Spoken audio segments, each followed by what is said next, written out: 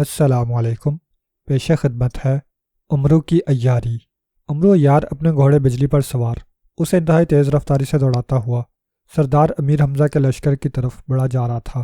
وہ سردار امیر حمزہ کا ایک خصوصی پیغام لے کر ملک فارس گیا تھا اور ملک فارس کے بادشاہ کو سردار امیر حمزہ کا پیغام پہنچا کر اب وہ واپس جا رہا تھا۔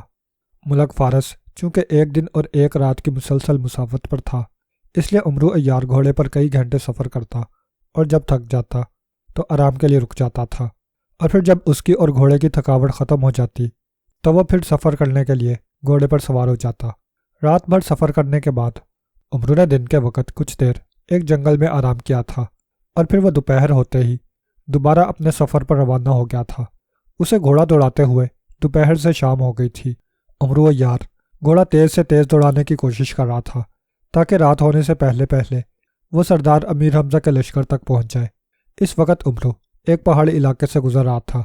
تیز رفتاری سے گھوڑا دوڑاتے ہوئے وہ ایک پہاڑی راستے سے گزر رہا تھا۔ یہ ٹیڑھا میڑھا سا راستہ تھا جو بے حد خطرناک تھا۔ راستے کے ایک طرف بے حد گہری کھائیاں تھیں جبکہ دوسری جانب چٹیل پہاڑیاں تھیں۔ پہاڑیاں بھی ایسی جن کی چٹانیں نوکدار تھیں اور کناروں سے ان کی نوکیں باہر کی طرف نکلی ہوئی تھیں۔ ان سے بچنے کے لیے عمرو گھوڑا راستے کے عین درمیان میں دوڑا رہا تھا۔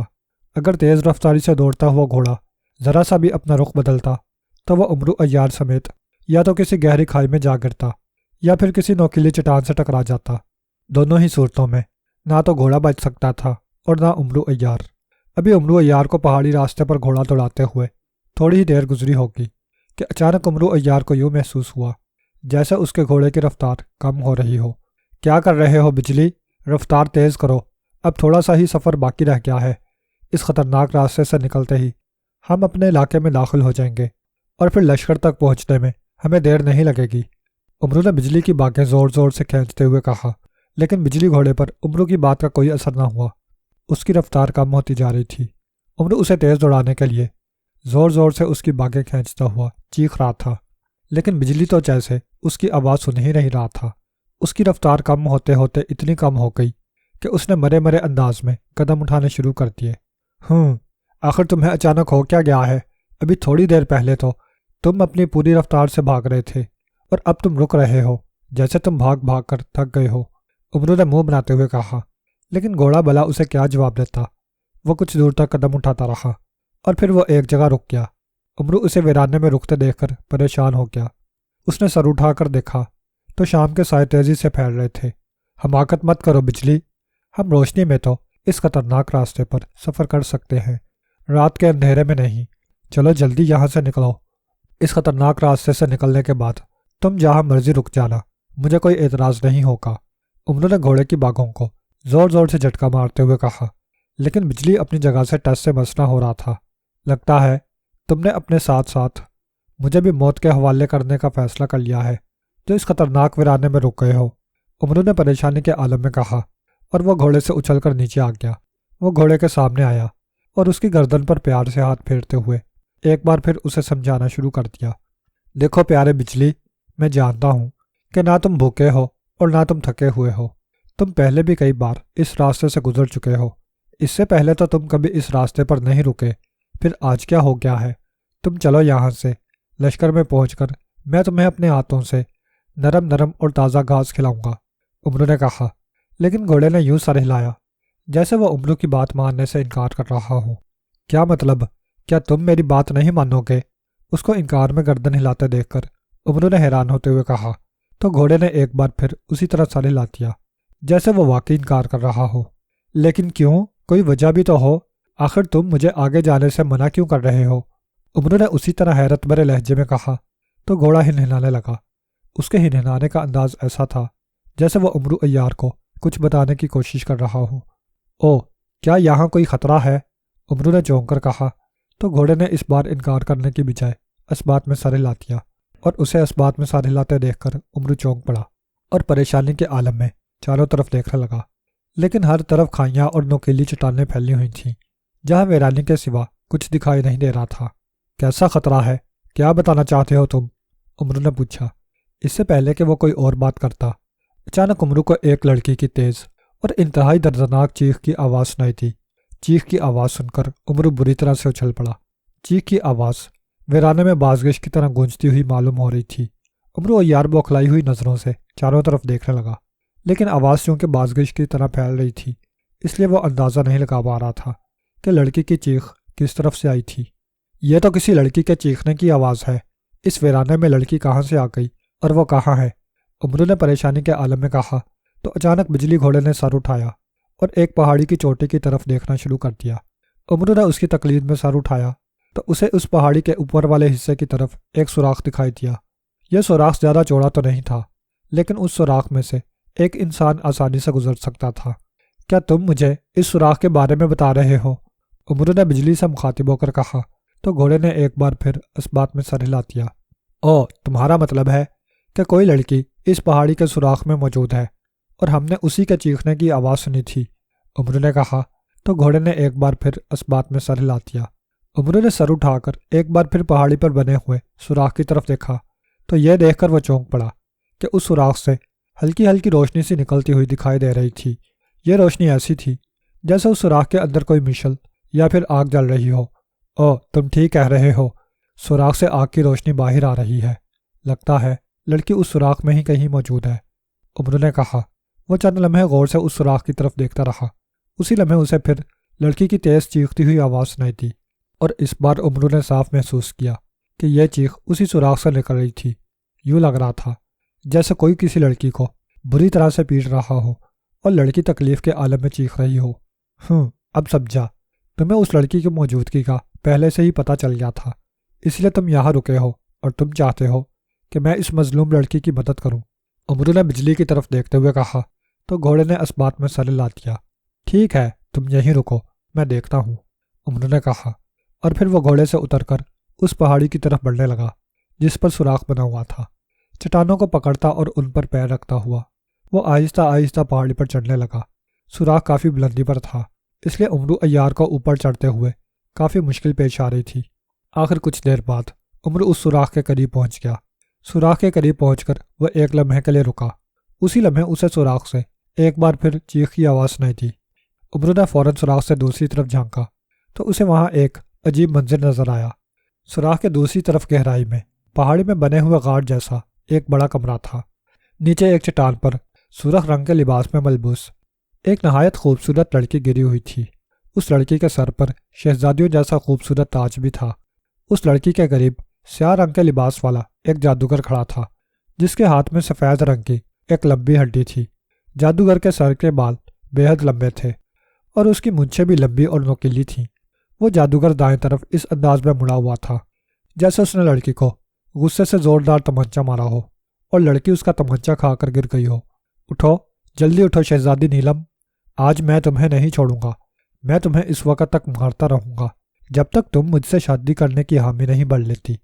جادوگر سرخ لباس والی لڑکی کی طرف دیکھتے ہوئے انتہائی غصیلے لہجے میں کہہ رہا تھا، تم کچھ بھی کر لو بدصورت جادوگر، میں تم سے شادی کرنا تو درکنا، تمہاری طرف دیکھنا بھی پسند نہیں کرتی۔ تم بے شک میری کھال ہی کیوں نہ اتار دو، لیکن میرا جواب انکار میں ہوگا، صرف انکار میں۔ شہزادی نیلم نے پلٹ کر اس کی طرف دیکھتے ہوئے جواباً غصیلے لہجے میں کہا، تمہارا یہ انکار مجھ سے مار کھانے کے بعد کار میں بدل جائے گا شہزادی۔ میں ابھی تم پر رحم کر رہا ہوں اور تمہارے چہرے پر تمانچے مار رہا ہوں۔ اگر میرا غصہ بڑھ گیا تو میں تمہارے ہاتھ پاؤں توڑ دوں گا، پھر بھی تم نے اپنی ضد نہ چھوڑی تو میں تمہیں جادو سے جلا کر بھسم کر دوں گا۔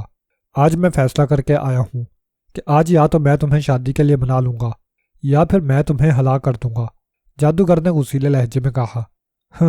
تم سے شادی کرنے سے تو یہی بہتر ہوگا کہ میں ہلاک ہو جاؤں، مجھے تم جیسے ظالم اور بدصورت جادوگر سے نفرت ہے، شدید نفرت، شہزادی نیلم نے زہر بھرے لہجے میں کہا تو اسی لمحے جادوگر کا ہاتھ گھوما۔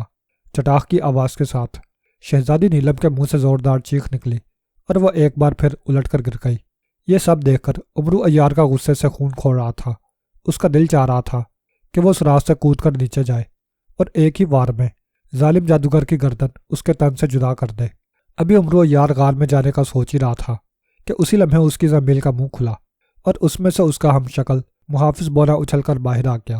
آقا، محافظ بونے نے زنبیل سے نکل کر عمرو کو پکارا تو عمرو چونک کر اس کی طرف دیکھنے لگا۔ وہ فوراً غار کے دہانے سے ایک طرف ہو گیا تم زنبیل سے باہر کیوں آئے ہو؟ میں نے تو تمہیں نہیں بلایا ہے۔ عمرو نے حیرت سے محافظ بونے کی جانب دیکھتے ہوئے کہا۔ آپ بلا سوچے سمجھے غار میں نہ جائیں آقا، آپ کالوش جادوگر کے بارے میں کچھ نہیں جانتے۔ اگر آپ بلا سوچے سمجھے غار میں چلے جاتے تو کالوش جادوگر اپنے ہاتھ میں موجود سفید ہڈی سے آپ کو ایک لمحے میں جلا کر راکھ کر دیتا۔ محافظ بونے نے کہا۔ او، تو اس جادوگر کا نام کالوش ہے؟ عمرو نے کہا۔ ہاں آقا، یہ کالوش جادوگر ہے۔ یہ طلسم ہوشربا کے شہنشاہ افراسیاب کا غلام ہے اور انتہائی طاقتور جادوگر ہے۔ اگر آپ نے حفاظتی انتظام کے بغیر اس کے سامنے جانے کی غلطی کی تو یہ آپ کو شدید نقصان پہنچا سکتا ہے۔ محافظ بونے نے کہا۔ تو بتاؤ مجھے کیا حفاظتی انتظام کرنا چاہیے؟ عمرو نے اس کی طرف غور سے دیکھتے ہوئے پوچھا۔ اس جادوگر کو یہاں سے جانے دیں، پھر میں آپ کو بتاتا ہوں کہ آپ کو کیا کرنا ہے۔ محافظ بونے نے کہا تو عمرو نے اس بات میں سر ہلا دیا۔ عمرو نے زنبیل سے سلیمانی چادر نکال کر کاندھوں پر ڈالی اور غائب ہو گیا۔ محافظ بونے کے کہنے کے مطابق اسے ابھی کالوش جادوگر کی نظروں میں آنے سے بچنا تھا۔ اگر کالوش جادوگر غار کے دہانے سے باہر آ جاتا تو وہ اسے دیکھ سکتا تھا، لیکن اب چونکہ عمرو عیار سلیمانی چادر اوڑھ کر غائب ہو گیا تھا، اس لیے کالوش جادوگر اسے نہیں دیکھ سکتا تھا۔ سلیمانی چادر اوڑھ کر عمرو ایک بار پھر غار کے دہانے کے پاس آ گیا اور نیچے موجود شہزادی اور کالوش جادوگر کی طرف دیکھنے لگا۔ کالوش جادوگر بے حد غصے میں تھا اور وہ شہزادی نیلم پر بری طرح سے گرج رہا تھا۔ شہزادی نیلم بدستور اپنی بات پر قائم تھی کہ وہ اس بدصورت اور ظالم جادوگر سے شادی نہیں کرے گی۔ میں تمہیں آج رات تک کا وقت دیتا ہوں شہزادی نیلم، اگر صبح تک تم نے اپنی ہٹ دھرمی نہ چھوڑی اور مجھ سے شادی کے لیے راضی نہ ہوئی تو میں تمہیں زندہ نہیں چھوڑوں گا، میں تمہیں ہلاک کر دوں گا، کالوش جادوگر نے گرجتے ہوئے کہا۔ شہزادی نیلم نے اس کی بات کا کوئی جواب نہ دیا۔ کالوش جادوگر چند لمحے اسے غضیلی نظروں سے گھورتا رہا، پھر اس نے منتر پڑھ کر ہڈی ہوا میں گھمائی تو اچانک ایک دھماکہ ہوا اور کالوش جادوگر وہاں سے غائب ہو گیا۔ کالوش جادوگر چلا گیا ہے آقا، اب آپ نیچے جا کر شہزادی نیلم کو تسلی دیں اور اسے اپنی زنبیل میں ڈال لیں۔ شہزادی نیلم کی جگہ آپ کو اس کا روپ دھار کر یہاں رہنا ہے۔ صبح جب کالوش جادوگر آئے تو آپ نے کسی طرح سے اس کی سفید جادوئی ہڈی حاصل کرنی ہے۔ یہ کام آپ صرف اپنی عیاری سے ہی کر سکتے ہیں۔ جب تک سفید جادوئی ہڈی کالوش جادوگر کے ہاتھ میں رہے گی اس وقت تک آپ کالوش جادوگر کو ہلاک تو کیا معمولی سا زخمی بھی نہیں کر سکتے، اور یہ بات آپ کو یاد رکھنی ہوگی کہ آپ کالوش جادوگر سے سفید جادوئی ہڈی زبردستی حاصل نہیں کریں گے۔ آپ کو ایسی عیاری کرنی ہوگی کہ کالوش جادوگر خود ہی آپ کو سفید جادوئی ہڈی دے دے۔ محافظ بونے نے عمرو سے مخاطب ہو کر کہا۔ پھر مجھے اس ہڈی کا کیا کرنا ہوگا؟ کیا اس ہڈی کو توڑ دوں؟ عمرو نے پوچھا۔ نہیں آقا، کالوش جادوگر کی جان اس جادوئی سفید ہڈی میں ہے۔ جیسے ہی کالوش جادوگر جادوئی سفید ہڈی آپ کو دے، آپ وہ ہڈی پوری قوت سے اس کے سر پر مار دینا۔ جادوئی سفید ہڈی کالوش جادوگر کے سر پر پڑتے ہی کالوش جادوگر ہلاک ہو جائے گا۔ محافظ بونے نے کہا تو عمرو نے اس بات میں سر ہلایا اور پھر وہ غار کے دہانے سے ہوتا ہوا اندر آ گیا اور چٹانوں پر پیر رکھتا ہوا نیچے آ گیا، جہاں شہزادی نیلم ایک چٹان پر بیٹھی بری طرح سے رو رہی تھی۔ عمرو نے اس کے نزدیک جا کر کانوں سے سلیمانی چادر اتار دی اور ظاہر ہو گیا۔ شہزادی نیلم چونکہ دونوں ہاتھوں میں منہ چھپائے رو رہی تھی، اس لیے اسے عمرو عیار کے ظاہر ہونے کا پتہ نہیں چلا تھا۔ شہزادی نیلم، عمرو نے شہزادی نیلم کو پکارتے ہوئے کہا تو شہزادی نیلم نے چونک کر چہرے سے ہاتھ ہٹائے اور پھر جیسے ہی اس کی نظر عمرو عیار پر پڑی وہ بری طرح سے چونک پڑی۔ تم کون ہو تم؟ اور تم یہاں کیسے آئے ہو؟ جاؤ، بھاگ جاؤ یہاں سے۔ اگر تمہیں کالوش جادوگر نے دیکھ لیا تو وہ تمہیں ایک لمحے میں جلا کر بھسم کر دے گا۔ شہزادی نیلم نے گھبرائے ہوئے لہجے میں کہا۔ میں عمرو عیار ہوں شہزادی نیلم، میں کالوش جادوگر سے نہیں ڈرتا، تم گھبراؤ نہیں، میں تمہاری مدد کے لیے آیا ہوں۔ عمرو نے کہا۔ مدد؟ کیسی مدد؟ شہزادی نیلم نے چونک کر کہا۔ میں اس ظالم جادوگر کو ہلاک کر کے تمہیں اس کے چنگل سے نکالنے آیا ہوں۔ عمرو نے کہا۔ تم تو بے حد کمزور انسان ہو، تم بھلا مجھے اس ظالم اور طاقتور جادوگر سے کیسے بچاؤ گے؟ شہزادی نیلم نے حیران ہوتے ہوئے کہا۔ یہ میرا کام ہے، تمہیں بس کچھ دیر کے لیے یہاں سے غائب ہونا ہے۔ تمہارے جاتے ہی کالوش جادوگر یہاں آ جائے گا اور جب وہ یہاں آئے گا تو میں اسے فوراً ہلاک کر دوں گا۔ عمرو نے کہا۔ میں سمجھی نہیں، تم مجھے کیسے غائب کرو گے اور تم ایک طاقتور اور ظالم جادوگر کا کیسے مقابلہ کرو گے؟ اس کے پاس سفید جادوئی ہڈی ہے، وہ اس ہڈی سے تمہیں ایک لمحے میں جلا کر بھسم کر سکتا ہے۔ شہزادی نیلم نے کہا۔ میں نے کہا ہے نا کہ کالوش جادوگر کو ہلاک کرنا میرا کام ہے۔ تم بس کچھ دیر آرام کرو کیونکہ مجھے تمہاری جگہ لے کر یہاں رکنا ہے اور کالوش جادوگر کا انتظار کرنا ہے، امرو نے کہا، اور پھر اس سے پہلے کہ شہزادی نیلم امرو سے کچھ اور پوچھتی، امرو نے زنبیل کا منہ کھول کر اس کا رخ شہزادی نیلم کی جانب کر دیا۔ چل زنبیل میں، امرو نے کہا۔ اسی لمحے شہزادی نیلم کو ایک جھٹکا لگا، وہ اچھلی اور اڑتی ہوئی امرو کی زنبیل میں گری اور زنبیل میں غائب ہوتی چلی گئی۔ شہزادی نیلم کو زنبیل میں ڈال کر امرو نے زنبیل کا منہ بند کر دیا۔ اس کے بعد امرو نے زنبیل سے روغن عیاری اور ایک آئینہ نکالا اور پھر وہ دیوار کے ساتھ لگ کر بیٹھ گیا۔ اس نے آئینہ اپنے سامنے رکھا اور پھر روغن عیاری اپنے چہرے پر لگایا اور شہزادی نیلم کا تصور کر کے آنکھیں بند کر لیں۔ دوسرے ہی لمحے اسے ایک ہلکا سا جھٹکا لگا۔ جھٹکا لگتے ہی امرو نے آنکھیں کھول دیں۔ اب وہ مکمل شہزادی نیلم کے روپ میں تھا۔ اس کے کپڑے بھی شہزادی نیلم کے سرخ لباس جیسے تھے۔ امرو نے آئینے میں اپنا روپ دیکھا اور پھر اس نے مطمئن ہو کر آئینہ واپس زنبیل میں ڈال دیا۔ کیا اب مجھے رات بھر کالوش جادوگر کا انتظار کرنا پڑے گا؟ امرو نے محافظ بونے سے مخاطب ہو کر پوچھا۔ نہیں آقا، آپ 3 بار کالوش جادوگر کو آواز دیں گے تو وہ اسی وقت یہاں آ جائے گا، محافظ بونے نے کہا۔ تو امرو نے اس بات میں سر ہلا کر زنبیل سے جادو شکن انگوٹھی نکال کر اپنے ہاتھ کی ایک انگلی میں پہن لی۔ اب ٹھیک ہے، اب میں کالوش جادوگر کو بلا سکتا ہوں۔ جادو شکن انگوٹھی کی وجہ سے وہ مجھ پر کوئی جادو نہیں کر سکے گا اور میں عیاری سے اس کی جادوئی ہڈی حاصل کر لوں گا، امرو نے کہا، اور پھر وہ کالوش جادوگر کو آوازیں دینا شروع ہو گیا۔ جیسے ہی اس نے کالوش جادوگر کو تیسری بار آواز دی، اسی لمحے جھماکہ ہوا اور کالوش جادوگر اس کے سامنے نمودار ہو گیا۔ کیا ہوا شہزادی نیلم؟ میں ابھی تو یہاں سے گیا ہوں، پھر تم نے مجھے اس طرح اچانک آوازیں دے کر واپس کیوں بلایا ہے؟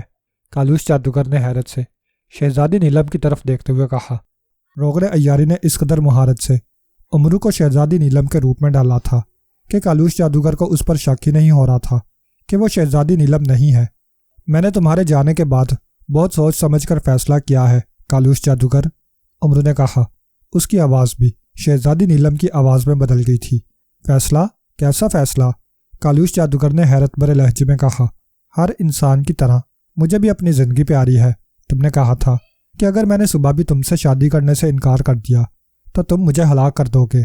میں تمہاری اس بات سے بری طرح سے ڈر گئی تھی۔ تمہارے جانے کے بعد مجھے یہاں بہت ڈر لگنا شروع ہو گیا تھا اور مجھ میں اتنی ہمت نہیں ہو رہی تھی کہ میں صبح تک تمہارا انتظار کر سکوں، اس لیے میں نے تمہیں آواز دے کر بلا لیا ہے، امرو نے شہزادی نیلم کے لہجے میں کہا۔ تو کالوش جادوگر کی آنکھوں میں چمک آ گئی۔ بہت خوب، اس کا مطلب ہے کہ تمہیں میری باتیں سمجھ میں آ گئی ہیں کہ مجھ سے شادی کرنے کے بعد تم فائدے میں رہو گی، کالوش جادوگر نے مسرت بھرے لہجے میں کہا۔ ہاں کالوش جادوگر، اس لیے میں نے تم سے شادی کرنے کا فیصلہ کر لیا ہے، امرو نے سر جھکا کر بڑے دھیمے لہجے میں کہا۔ تو کالوش جادوگر کا چہرہ فرد مسرت سے چمک اٹھا۔ کیا تم سچ کہہ رہی ہو؟ کیا تم واقعی مجھ سے شادی کرنے کے لیے تیار ہو؟ کالوش جادوگر نے اس کی طرف یقین نہ آنے والی نظروں سے دیکھتے ہوئے کہا۔ ہاں کالوش جادوگر، تمہاری جادوگری کی طاقت دیکھ کر میں اقرار کرنے پر مجبور ہو گئی ہوں۔ تم جادو سے مجھے جلا کر بھسم کر سکتے ہو، تو اپنی جادوئی طاقتوں سے تم میرے عیش و آرام کا بھی انتظام کر سکتے ہو۔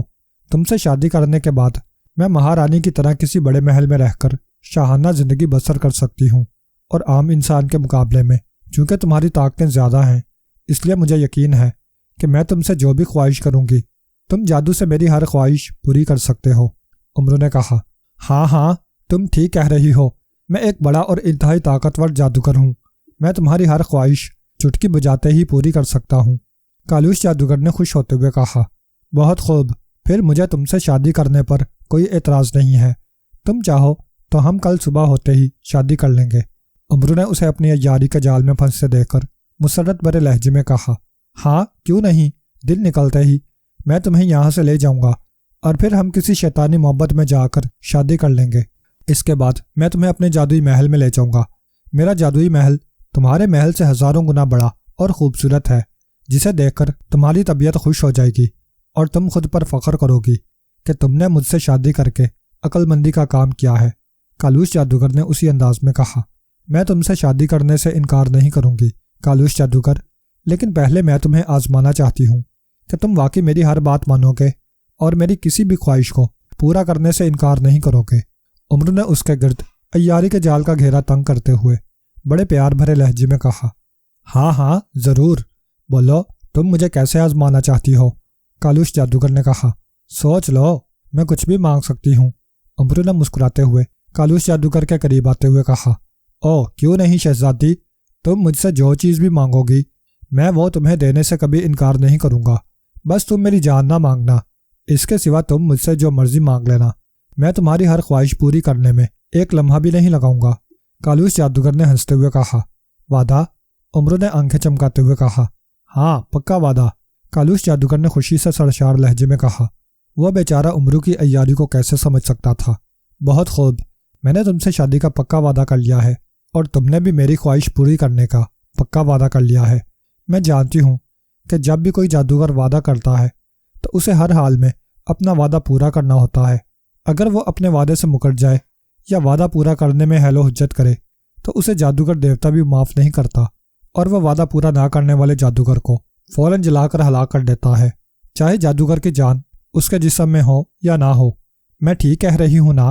امرو نے کہا۔ ہاں ہاں، میں نے تم سے جو وعدہ کیا ہے میں اسے ضرور پورا کروں گا۔ مانگو، تم مجھ سے کیا مانگتی ہو؟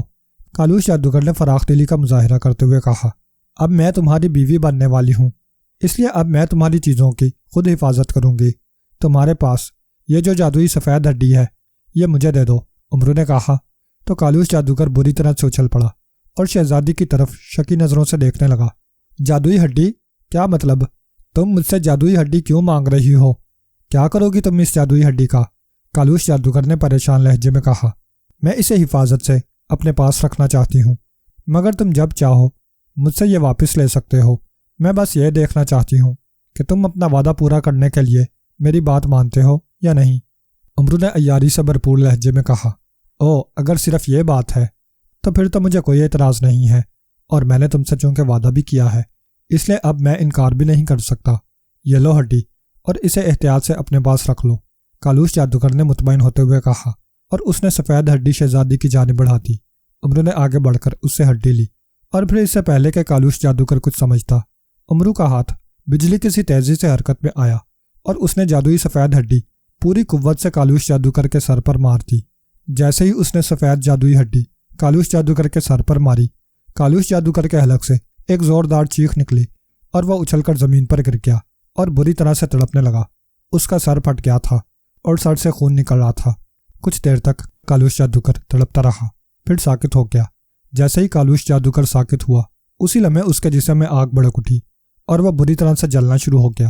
اس جادوئی ہڈی کو بھی کالوش جادوگر کی لاش کے ساتھ جلا دیں آقا، محافظ بونے نے امرو سے مخاطب ہو کر کہا، جو غیبی حالت میں وہی موجود تھا۔ امرو نے جادوئی سفید ہڈی کالوش جادوگر کی جلتی ہوئی لاش پر پھینک دی، جو کالوش جادوگر کی لاش کے ساتھ جلنا شروع ہو گئی، اور پھر کچھ ہی دیر میں کالوش جادوگر اور اس کی جادوئی سفید ہڈی جل کر راکھ ہو گئی۔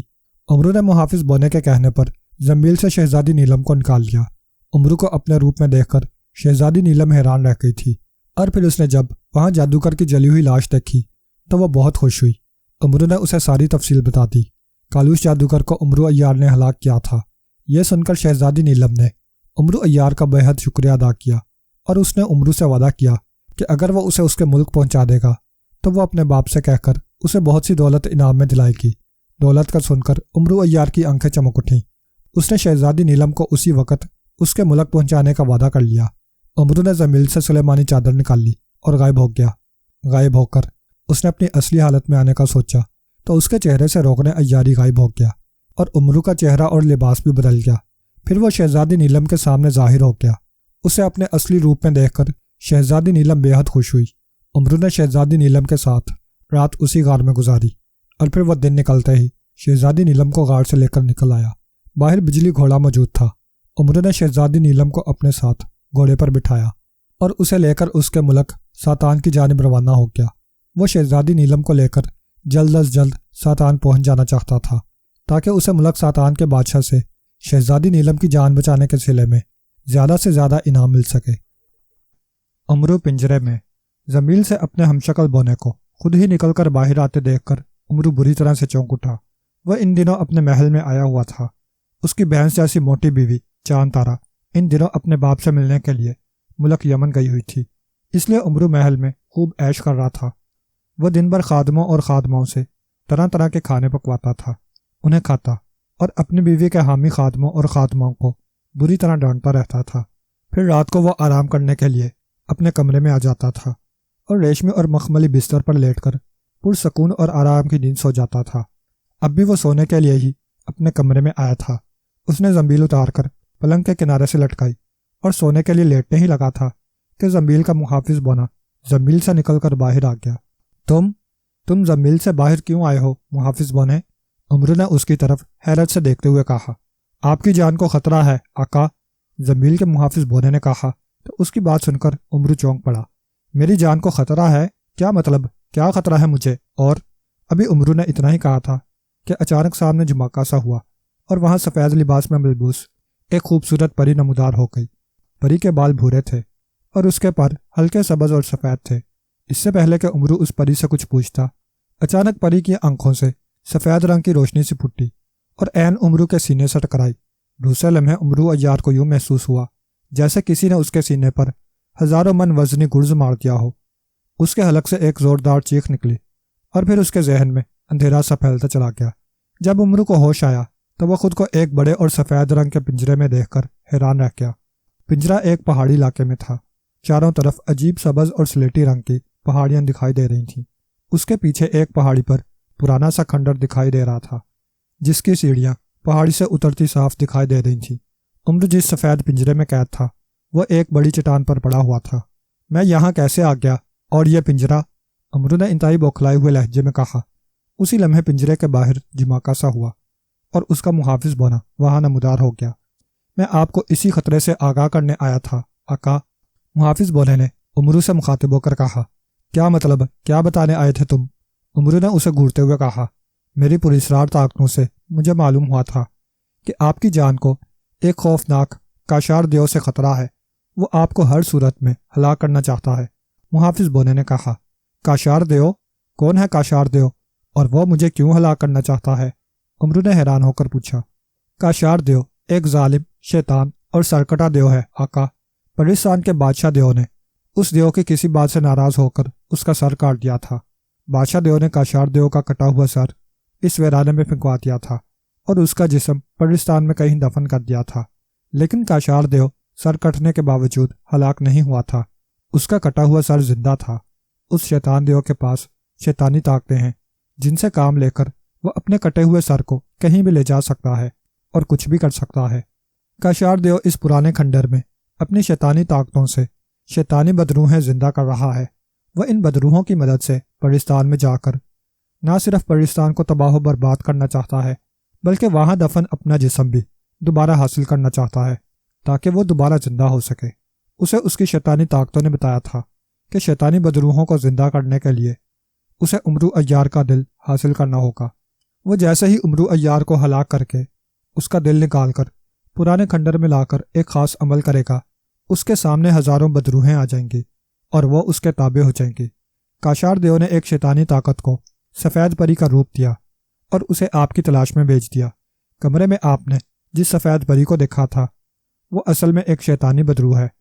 اس نے آپ کو اپنی طاقتوں سے بے ہوش کیا اور پنجرے میں قید کر کے یہاں لے آئی۔ اب تھوڑی ہی دیر میں سفید پری اور سرکٹا کاشار دیو یہاں آئے گا اور پھر کاشار دیو آپ کو اپنی جادوئی طاقتوں سے دوبارہ بے ہوش کر دے گا۔ آپ کے بے ہوش ہوتے ہی سفید پری آپ کو پنجرے سے نکالے گی اور اسی چٹان پر ایک جادوئی خنجر سے آپ کو ہلاک کر دے گی اور پھر وہ آپ کا دل نکال کر کاشار دیو کو دے دے گی۔ محافظ بونے نے عمرو کو تفصیل بتاتے ہوئے کہا۔ اس کی باتیں سن کر عمرو بہت گھبرا گیا۔ ارے باپ رے، تم تو مجھے ڈرا رہے ہو، عمرو نے خوفزدہ لہجے میں کہا۔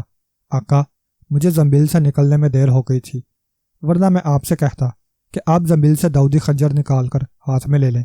داؤدی خنجر دیکھ کر سفید پری وہاں سے خوفزدہ ہو کر بھاگ جاتی۔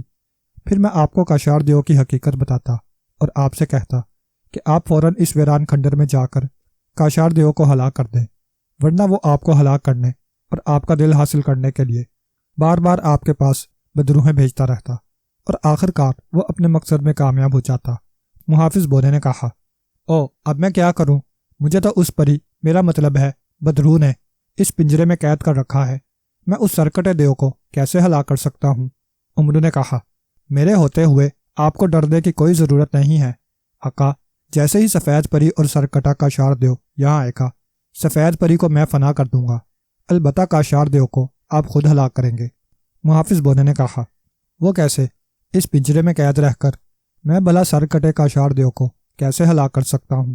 امرو نے کہا، آقا، کاشار دیو کے ماتھے پر بالوں کی چوٹی کے نیچے ایک جادوئی آنکھ ہے، اگر آپ کسی طرح اس جادوئی آنکھ کو پھوڑ دیں تو کاشار دیو اسی لمحے ہلاک ہو جائے گا۔ محافظ بونے نے کہا۔ اسی لمحے امرو کو زائیں زائیں کی تیز آوازیں سنائی تھی۔